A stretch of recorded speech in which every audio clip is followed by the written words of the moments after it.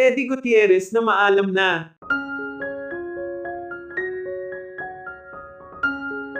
Matatandaang nito lamang mga nagdaang araw na pabalita ang di umano'y karamdaman ni Eddie Gutierrez. Si Eddie ay malaki ang pinagdaanan sa buhay lalo na sa kalusugan nito.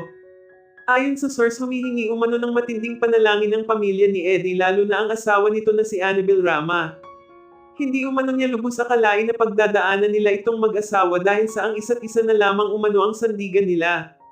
Samantala sa ngayon umano ay patuloy na nagpapagaling at lumalaban si Eddie sa kabila ng pinagdaanan nito.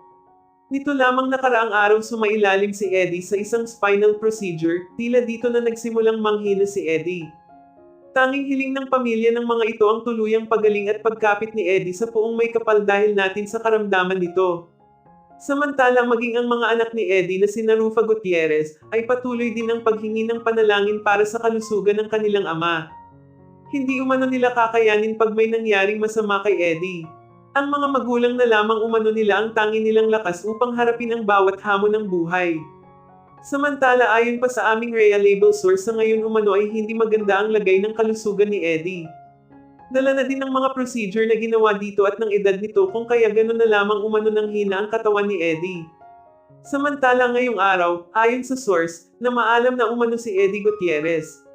Hindi na umano kinaya pa ng katawan nito kung kaya bumigay na umano ito.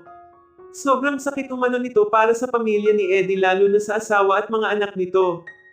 Ngunit alam umano nila na pagod na at pilit na lumaban si Eddie para sa kanila. Nagpapasalamat pa din umano sila sa pahiram na buhay ng Diyos, alam umano nilang nasa piling na nito ang pinakamamahal nilang haligi ng tahanan. Doon umano wala ng sakit wala ng hirap na mararamdaman pa si Eddie.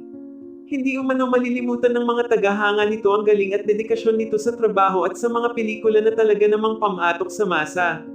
Hanggang sa muli legendary Eddie Gutierrez.